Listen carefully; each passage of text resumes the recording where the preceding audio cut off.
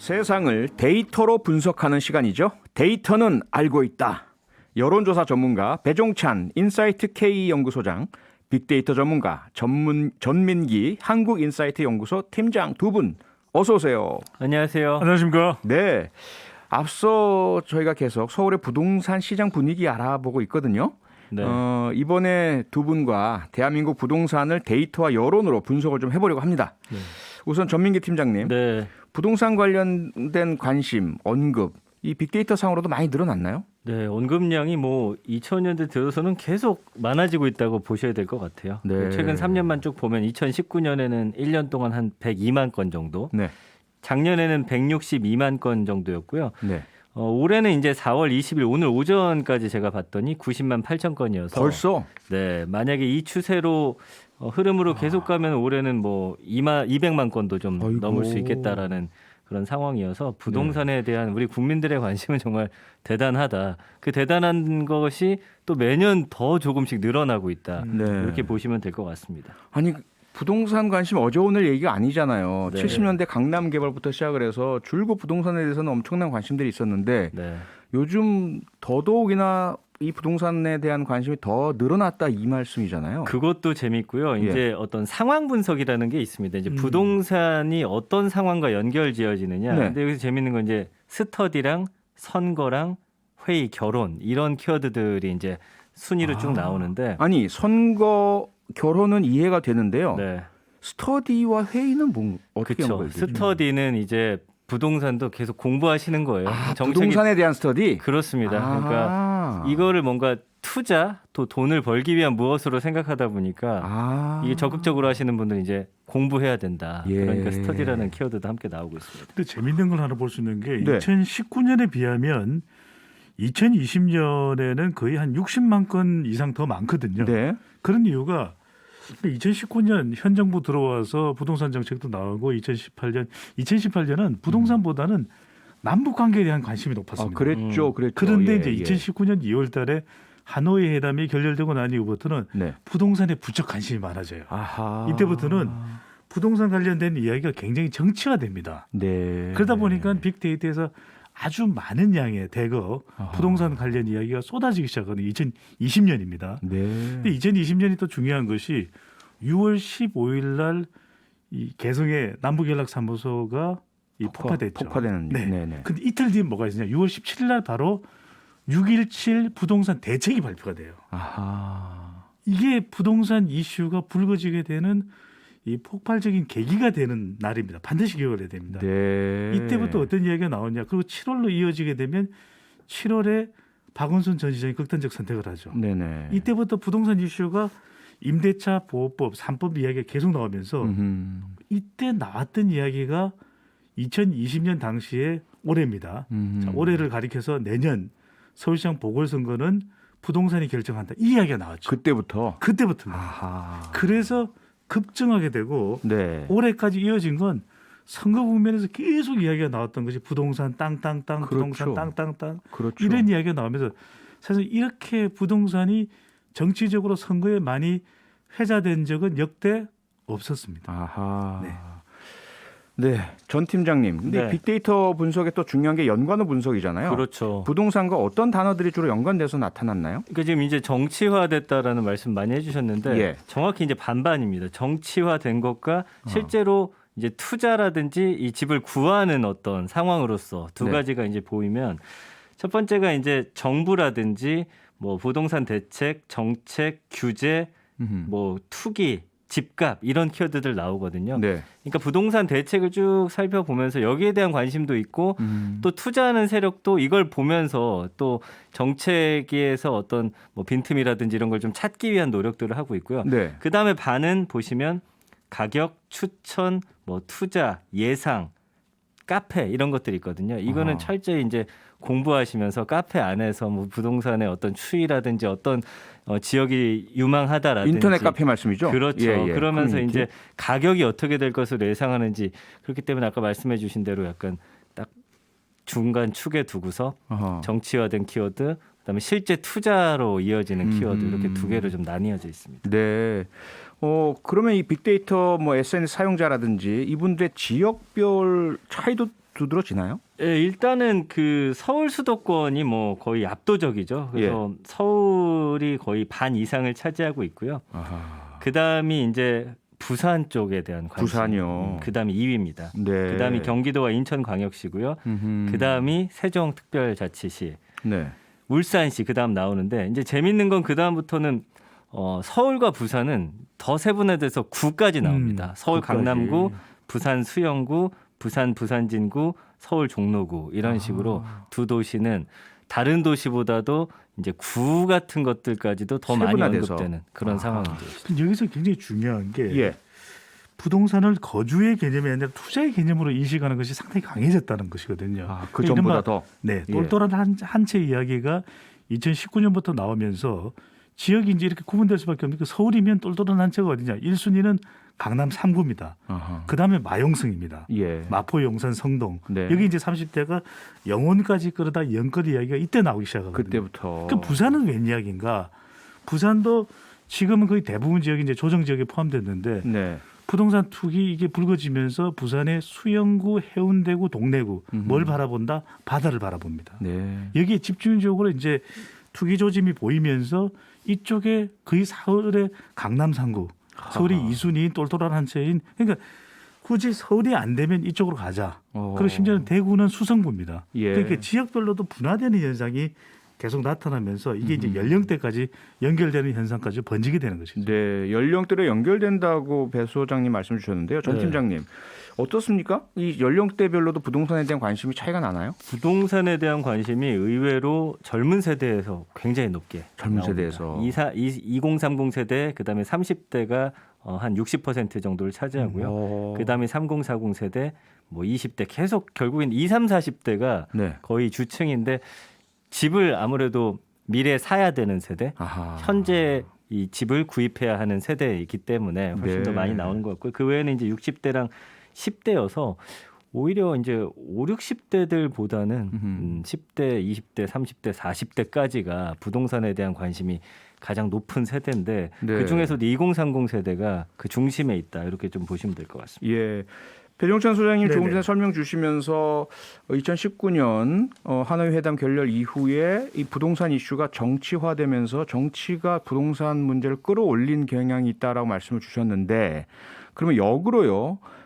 이번 4.7 재보궐 선거에서 여권이 참패했지 않습니까? 네. 그 이유 중에 가장 여권에서 높게 꼽고 있는 것이 부동산 문제라고 이야기를 하고 있는데 네. 이 얘기도 맞는 얘기인가요? 맞는 이야기인데 어허. 여기서 굉장히 빅데이터 상에 숨어 있는 걸 보더라도 왜 2020년에 이렇게 언급량이 많아졌고 올해는 더 많아졌을까? 그게 이제 충분히 정치적인 이유도 있지만 여기에 이제 다른 차원이 있는 거죠. 그러니까 2018년에 여론조사를 해보면 이건 이제 종합적으로 제가 분석을 해야 되니까 특정 수치가 아니라 정부의 부동산 정책에 대해서 상당히 긍정적이에요. 아하. 그러니까 아니, 집이 비싸면 1주택자라도 종합부동산세 내야 되지 이런 여론이 오히려 3명 중에서 2명 이상일 정도였다는 것이거든요. 네. 2018년 경우를 보면. 어차피 종합부동산세 내는 분들은 상위 1%는 그렇죠. 안짓에 불과할 테니까. 그렇게 보면서 예. 상당히 또 이 부동산 정책에 대한 기대감도 컸다는 것입니다. 네. 그런데 이제 2020년 코로나 국면이 되면서 상당히 어려워지게 되고 또 부동산 정책과 관련해서 실질적으로 계속해서 이것이 시장 안정화에 이제 기여되지는 못하면서 네. 2021년 올해로 넘어옵니다. 어허. 그런데 결정적으로는 이런 것이죠. 부동산 정책만으로 그랬을까? 아닙니다. 왜? 2월 달에 서울 시장 보궐선거 여론조사를 해보면 네. 오히려 박영선 후보가 현재 이제 오세훈 시장이죠.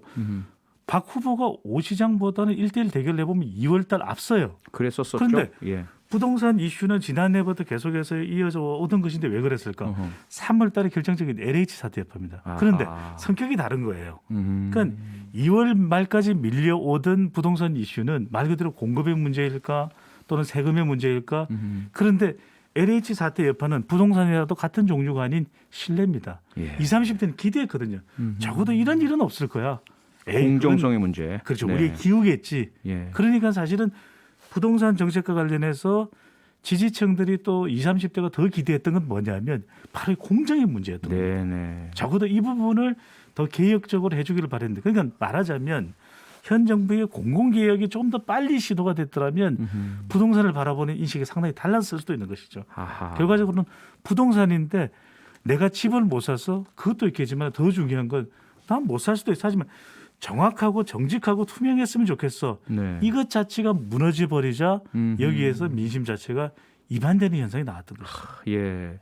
전 팀장님, 네. 배 소장님께서 2018년까지만 해도 현 정권의 부동산 정책에 대해서는 상당히 우호적이었다. 그런 여론이 많았다라고 말씀 주셨는데 빅데이터 분석을 통해서 어느 시점부터 부동산에 대한 부정적인 여론이 형성되고 점점 더 깊어졌는지도 확인이 되나요?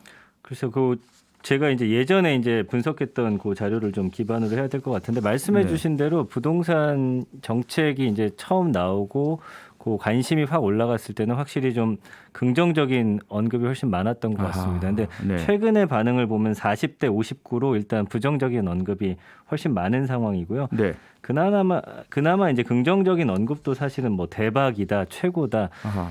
이거는 어떻게 보면은 그 가격이 올랐을 때 어떤 시세 차익을 이루신 분들에 대한 표현이고 그렇죠. 아니면 집 한 채로 대박이 나고 싶은 어떤 바람이 들어 있는 거지. 희망. 예, 예. 이따가 뒤에 보시면 알겠지만 부동산 정책과 관련해서는 음. 이제는 아주 부정적인 어떤 반응들이 상당히 많거든요. 부동산 정책과 관련된 부정적 반응이 많다고 말씀 주셨는데 그럼 바로 가까이 있었던 4.7 재보궐선거에서의 부동산 정책 관련한 빅데이터 분석 어떻게 결과 나왔습니까? 부동산 정책은 일단 언급량이 18만 1,000건 정도 1년 동안 됩니다. 그리고 부동산 정책은 이 선거라는 키워드와 가장 먼저 높은 그런 상황적인 연결이 지어지고요. 네. 그 다음부터는 공부, 모임, 투표.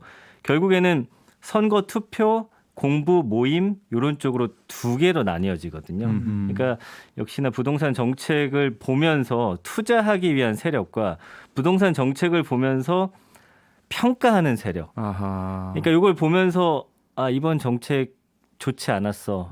그러니까 선거나 투표로 이어지게 되는 것이겠죠. 그래서 이렇게 또 반 정도로 나뉘어져 있고요. 네. 연관어 자체도 역시나 이렇게 되면 정부, 문재인 대통령 이름, 아하. 그다음에 뭐 비판이라든지 뭐 집값 다주택자 국토교통부 장관 민주당 좀 더 정치화되는 키워드들로 좀 귀결이 되고 있다라는 것이거든요. 네. 뭐 여기에 대한 평가도 나오고요. 그래서 감성어 긍부정 비율 보면 24대 75로 부동산 자체를 놓고 볼 때보다 훨씬 부정 감성어가 확 뛰는 모습을 볼 수가 부정 있죠. 감소가 훨씬 높아진다. 그렇습니다. 한 20% 이상 좀 올려놔서 보면 네. 실패, 비판, 잘못하다라는 키워드가 굉장히 구체적으로 나오거든요. 아하. 그래서 부동산 정책에 대해서는 많은 국민들이 좀 실패한 그런 정책으로 보시고 계신 것 같습니다. 근데 이 말씀은 꼭 드려야 될 것 같은데 많은 분들이 제가 데이터 전문가고 여론조사 전문가 물어보세요. 그럼 네. 부동산 정책을 어떻게 해야 되냐? 부동산 정책에 대한 지금 신의 한 수를 내놓을 사람이 있나요? 있었나요? 정답이 있긴 없어요. 어렵죠. 예. 그러니까 잘못 생각하고 있는 것이 네. 부동산 정책에 대해서 환호를 받겠지. 천만의 말씀입니다. 부동산 정책은 환호라는 게 없습니다. 그러겠죠. 그러니까 역대 어떤 정부도 계속해서 지금 한 20년간의 데이터를 모아보면 부동산 정책 관련해서 박수를 받은 정권은 없어요. 아니 임대인이 좋아지면 임차인이 싫어지고 임차인이 그러니까요. 좋아지면 임대인이 싫어지는 게 부동산 아닙니까? 그러니까 부동산은 철저하게 이해관계입니다. 그렇죠. 이걸 이제 공공성을 부여하는 것은 임대주택이 됐든지 청년주택이 됐든지 그거는 정부의 정책에 따라서 추진하면 되는 겁니다. 예. 그런데 강남 집값을 받겠다? 그럼 3억이 떨어지면 잘 된 겁니까? 1억이 떨어지면 잘 된 겁니까? 아무도 몰라요. 그러니까 역대 이 여론조사의 추이를 보면은 결과적으로는 부동산 정책 가지고 승부를 걸기 힘든 것인데 과연 현 정부에는 어떤 기대를 했을까? 그러니까 부동산 정책을 정부는 공식적으로 뭐 5-6차례 발표를 했다. 또 심지어 야당에서 공격하는 쪽의 입장에서는 25번이나 발표를 하고서도 이 평가를 받고 있다면 이건 지탄의 대상이 됐는데 이렇게 얘기를 하는데 중요한 건요. 이 부동산에 대해서 지금 공급 정책을 내놨는데 광명시형 문제가 발생했죠. 네. 세금 종부세 또 완화한다고 정부가 나서면 이것이 여론이 반전될까? 이게 천만의 말씀입니다. 그렇게 되지가 않아요. 왜? 네. 국민들이 원했던 건 20, 30대가 원했던 건 정말 우리 집이 비싸면 종부세 내겠다. 이게 2018년의 여론이었거든요. 그런데 이제 기대감만 잔뜩 커졌던 거죠. 전세도 좋아질 것이고 월세도 안정될 것이고 젊은 사람들 이제 집값도 안정될 것이고 그랬는데 그 기대감이 LH 사태로 무너진 것이거든요. 네. 그러니까 사실은 현 정부에 기대했던 것은 부동산 정의를 원했던 거죠. 아하. 자, 부당 거래, 시장 왜곡 철저하게 근절해달라. 이걸 더 공격적으로 해나갔다면 사실 그 부분에 대해서만큼은 환호를 받을 수도 있었을 텐데. 불로소득도 그렇고요. 그렇습니다. 네. 그래서 가장 최근에 리얼미터가 YTN에 지난 2월 대책이 나오고 난 이후에 이사 대책이 나오고 난 이후에 5일 날 실시됐던 여론조사 결과입니다. 자세한 사항은 조사기관의 홈페이지에 있는데 이게 도움이 될 거냐? 이게 공급 확대, 공급 쇼크에 달할 정도로 공급을 하겠다는 이야기인데 네. 도움이 되지 않을 것이다가 53.1%입니다. 도움이 되지 않을 것이다. 그 이건 뭐냐면 왜 도움이 안 되고 당연히 도움이 되겠죠. 예. 근데 뭐다? 실망을 한 거죠. 이게 핵심입니다. 긍정적인 정책은. 평가를 해주고 싶지 않다 이거네요. 그럼요. 그 심리적으로. 그래서 말씀하십시오. 네, 다 했습니다. 네. 그래요.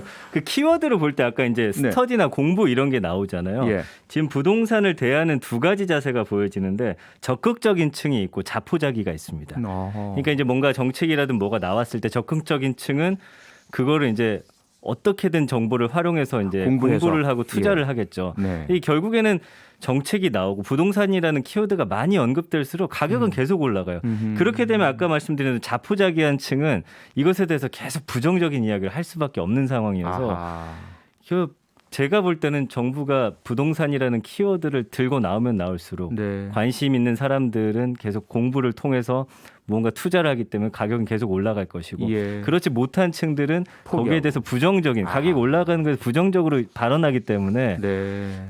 부동산이라는 키워드 자체가 제가 볼 때는 언론이든 정부든 조금 덜 다루는 것이 오히려 이걸 좀 안정화시킬 수 있는 빅데이터적인 측면으로 봤을 땐 좀 그렇게 네. 보여집니다. 빅데이터 측면으로 그렇다고 하셨는데 배 소장님은 네. 그동안 계속 대통령 지지율 또 정당 지지율 조사를 계속 해오셨잖아요. 네네.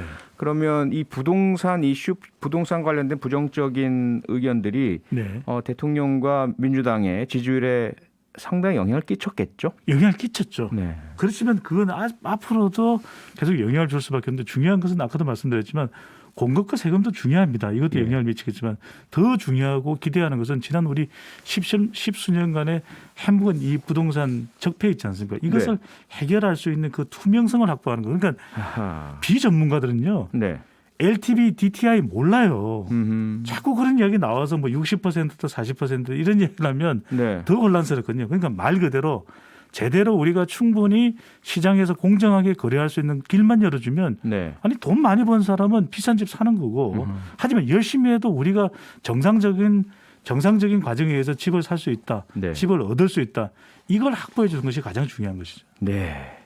자, 좀 마지막으로 좀 정리를 해봐야 될 것 같은데 과연 정답이 없다는 말씀 주셨지만 우리 국민들은 부동산에 대해서 어떻게 생각을 하실까? 아주 짧게요. 여론조사 전문가로서 빅데이터 전문가로서 파악해 보셨을 때 우리 국민들이 원하는 건 뭡니까? 부동산에 대해서. 저는 한 말씀 드립니다. 예. 근본, 기본으로 돌아가라. 기본으로 돌아가라.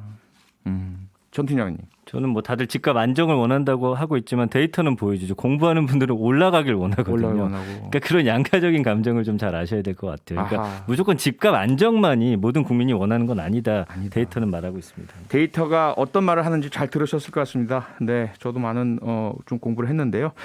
여기서 마치겠습니다. 전민기 한국인사이트 연구소 팀장, 배종찬 인사이트 K 연구소장이었습니다. 두 분 수고하셨습니다. 감사합니다. 고맙습니다. 평일 저녁 6시 5분에 여러분을 찾아갑니다.